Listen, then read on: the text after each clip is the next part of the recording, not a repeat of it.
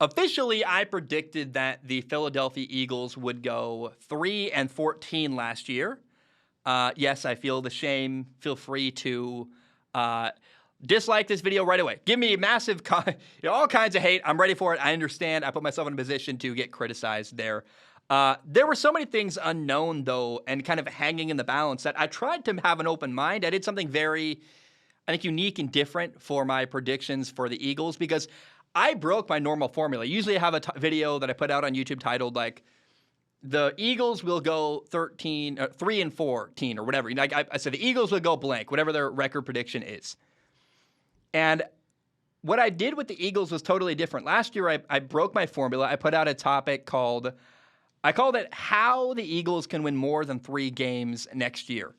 Because I was like, look, I feel bad saying they're a terrible football team. There's a lot of stuff that's unknown. Here's what I could be wrong about. I try to lay out a groundwork for what I could have been wrong about. And the reality is, by the way, I took a fat L. I was massively wrong about the Philadelphia Eagles. I was dead wrong because they won way more than 3 games. They went 9-8. They even made a playoff appearance, which is awesome. I found myself very endeared to the people in Philadelphia as a part of that football team.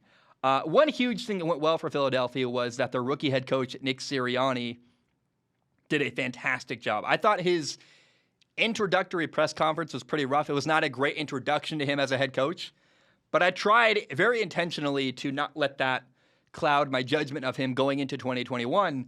I tried to have an open mind, and he very, very much impressed me. He did a great job last year.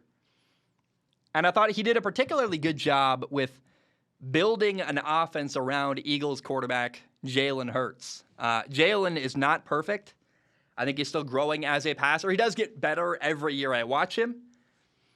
But I really love that Philly committed to him for this year. And Howie Roseman, the general manager, doubled and tripled down. It's like, no, we are committed to Jalen Hurts. And that's the right move in my opinion because he's better than whatever quarterback they could find in the first round of this year's NFL draft or whoever they could find in free agency. And I love the guy. I really, really love Jalen Hurts. He's a great leader. Again, I go back to, like, every year I've watched him from Alabama to Oklahoma to last year to this year. Like, every year I watch Jalen Hurts, he gets better and better as a quarterback. And reading about the failures of Carson Wentz as a leader, their former quarterback, it is no shock at all that Jalen Hurts not only played better on the field, but took his job partially because he's a great leader. I think Philadelphia's locker room is more behind Jalen Hurts, and Doug Peterson wanted to believe in him. Before he got fired, it's like, look, I hate to say it, but Jalen is a better quarterback and a better leader than Carson is. And it's funny that my favorite Jalen Hurts moment from 2021 was actually not anything to do with him playing on the field. It was when a railing broke at Washington Stadium, their horrible, awful stadium there. In fact, Jalen actually almost got badly hurt. He had to, his railing fell down, and a lot of people fell at his feet, which if that had been 2 feet farther over, could have blown out his knee. It's kind of a scary moment. And Jalen was actually very calm, was very helpful. He diffused what was frankly kind of an alarming situation. He calmed down the fans, gave him a hug, celebrated with him, introduced himself, and I thought it showed a lot about his poise as a person, as a leader, that in a moment of crisis, Jalen Hurts doesn't panic. He doesn't. He just is very – he's the kind of guy you want in a crisis moment. And I want to read you Jalen Hurts' numbers from last year because as a passer, he was all right. He had a 61.3% completion percentage. He threw for 3,144 yards, 16 touchdown passes, 9 interceptions. But here is what is wild about Jalen Hurts is that he was Philadelphia's leading rusher. He had 139 carries for 784 yards and 10 touchdown runs. Miles Sanders, the Eagles running back, had 137 carries for 754 yards. What that means is Jalen Hurts had 2 more carries for 30 more yards than the Eagles running back. He was their leading rusher from the quarterback position. That is unbelievable.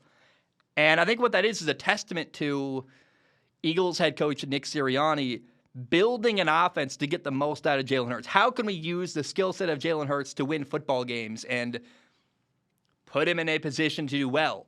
He totally did that. It worked very, very well. And I just hope that Jalen Hurts' progression as a passer will continue because I think if he can keep getting better, the future is bright. And certainly, man, he's a really easy guy to like and want to root for. Now, The Eagles have drafted a receiver in the first round of back-to-back NFL drafts. They drafted Jalen Reagor and then Devontae Smith.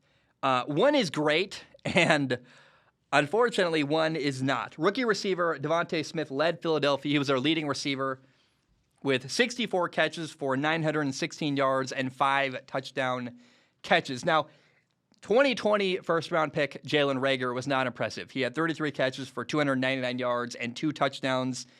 He was actually really outshined by a guy drafted in the same draft class as him, a 2020 6th-round pick, Quez Watkins, who, I mean, it's painful. Remember that Philadelphia drafted Jalen Reagor instead of drafting Justin Jefferson, who is a star standout receiver in Minnesota. It's a painful reality that Jalen Reagor, every time he fails, everyone is reminded that, oh, they could have had Justin Jefferson instead. How frustrating and painful is that?